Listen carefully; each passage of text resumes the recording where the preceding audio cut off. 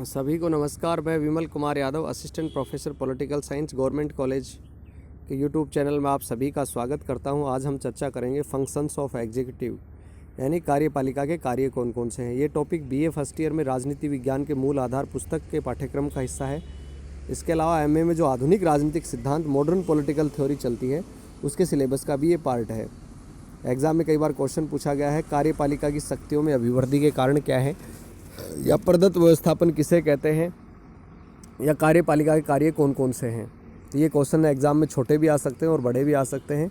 तो आइए इसकी चर्चा करते हैं। पिछले वीडियोज़ में हम बात कर चुके हैं कार्यपालिका के अर्थ के बारे में, कार्यपालिका के चयन के तरीके और विश्व में कार्यपालिका के कौन कौन से मॉडल प्रचलित हैं। इन सब की चर्चा हम कार्यपालिका के पिछले 2 वीडियोज़ में हम कर चुके हैं। आज तीसरे वीडियो के बारे में हम चर्चा करेंगे कि कार्यपालिका के कार्य कौन कौन से हैं। सबसे पहले कार्यपालिका कार्य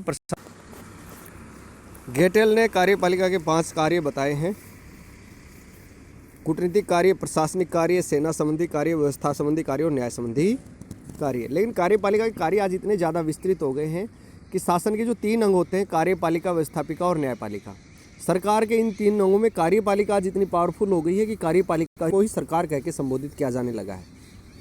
भारत जैसे देशों में तो ये स्थिति है कि प्रधानमंत्री के नाम से ही सरकार जानते हैं, जैसे मोदी सरकार, क्योंकि मोदी जो है वास्तविक कार्यपालिका का प्रधान है।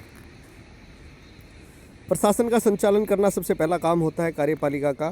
दरअसल प्रशासन में भी सबसे ज़रूरी चीज़ होती है लॉ एंड ऑर्डर मेंटेन करना, यानी कानून का राज बनाए रखना, शांति और व्यवस्था बनाए रखना कार्यपालिका का सबसे बड़ा कार्य होता है। इसके लिए वह पुलिस रखती है, रक्षा करने के लिए सेना रखती है, प्रशासकों की नियुक्ति करती है और आंतरिक और बाह्य कारणों के लिए राष्ट्रीय नीतियों के निर्माण का कार्य भी इसके द्वारा किया जाता है। दूसरा, एक कूटनीतिक कार्य करती है। कूटनीतिक कार्य से तात्पर्य यह है कि विदेशों के साथ उचित संबंधों का निर्वहन करना भी कार्यपालिका का काम है। इसके लिए वह विदेशों में दूतावास स्थापित करती है, राजदूत नियुक्त करती है, दूसरे देशों के राजदूतों का अपने यहाँ स्वागत करती है, दूसरे देशों के साथ संधि और समझौते किए जाते हैं, वो आर्थिक, राजनीतिक, सुरक्षात्मक किसी प्रकार के समझौते हो सकते हैं।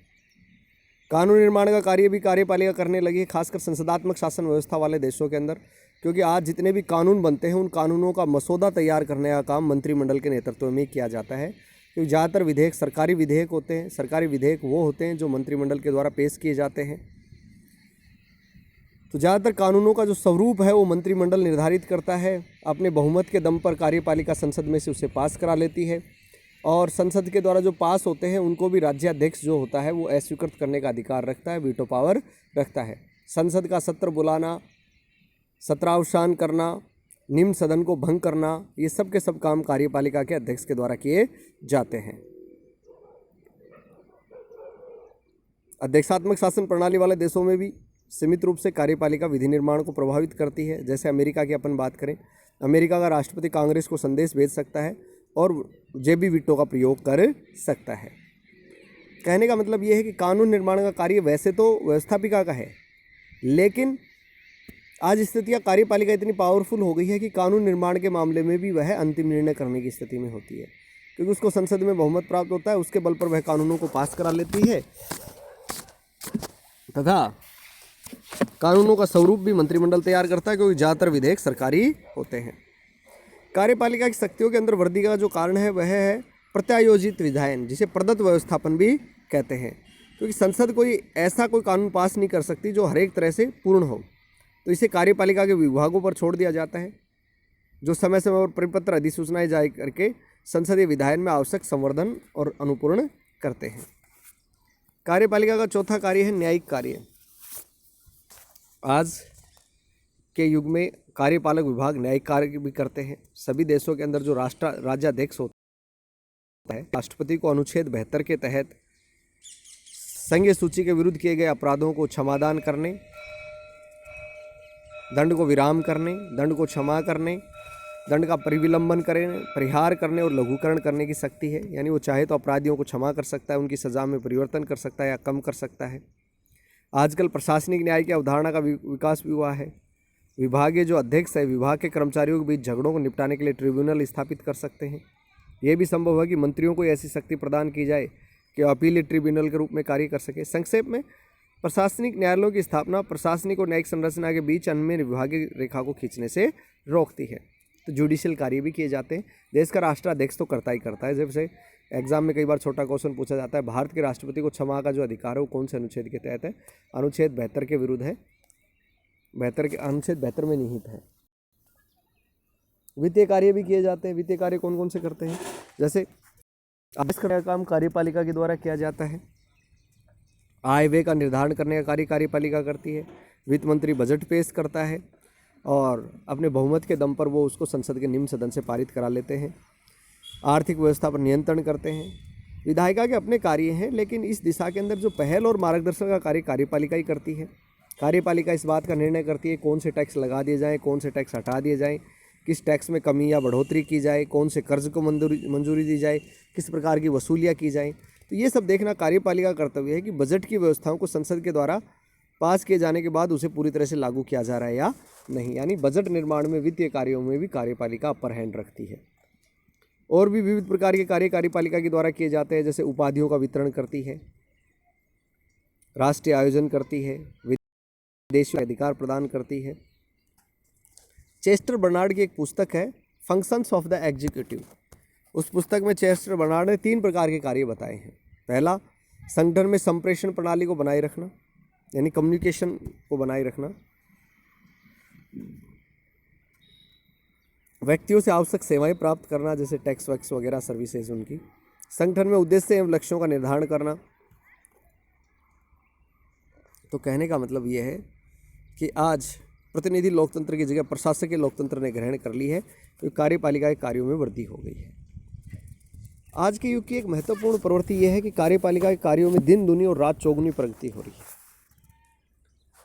लोग और रूसों ने जो अपने सिद्धांत दिए थे सामाजिक समझौते के, उसमें उन्होंने सीमित और मर्यादित शासन की बात की थी और लोकप्रिय कार्यपालिका की बात उन्होंने की थी। किंतु आज हम देखें तो आज कार्यपालिकाएं जो हैं होब्स की यथार्थ अनुयायी बनकर रह गई है। मैक्रेडिस ने ठीक ही कहा है, दूसरे विश्व युद्ध के बाद में अनेक तत्वों और प्रवृत्तियों ने राजनीतिक कार्यपालिका को शक्ति का प्रधान केंद्र बना दिया है। अब कार्यपालिका की शक्तियों में वृद्धि क्यों हुई, उसके कारण क्या है? तो सबसे पहले बात करते हैं केंद्रीयकरण।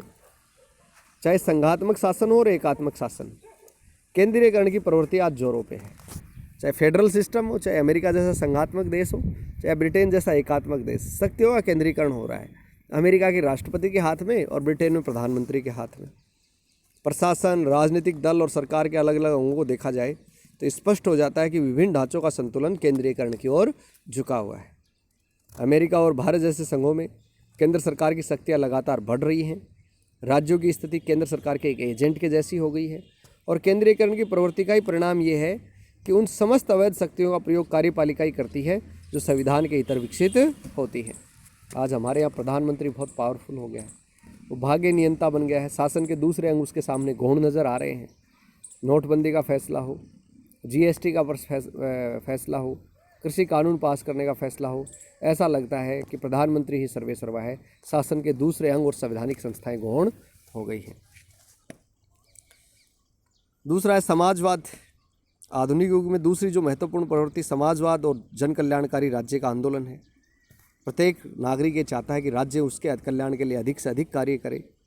बेरोजगारी है, आर्थिक प्रतिद्वंद्विता है, अच्छे जीवन स्तर का अभाव है, ये आज सारे देशों की महत्वपूर्ण समस्याएं हैं। और इन सारी समस्याओं के निराकरण के लिए बड़े बड़े उद्योगों का राष्ट्रीयकरण और आर्थिक क्षेत्र के अंदर हस्तक्षेप आवश्यक हो जाता है। आज सभी सरकारें कृषि, उद्योग, व्यवसाय आदि इन सभी क्षेत्रों में पर्याप्त हस्तक्षेप करके कार्य कर रही है। राज्य की कार्यवृद्धि का जो अनिवार्य परिणाम है वो कार्यपालिका की शक्ति में अभिवृद्धि होना है। और गृह संकट है वो भी कार्यपालिका के कार्यों में अभिवृद्धि का एक कारण है। जैसे भारत में बेरोजगारी पड़ती है, कभी अकाल पड़ता है, कभी सूखा, कभी बाढ़, इसकी भयंकर समस्या होती है। अमेरिका में गोरे काले का जो भेद है वो एक राष्ट्रीय संकट का रूप धारण कर लेता है। अभी 2020 में दंगे शुरू हुए थे।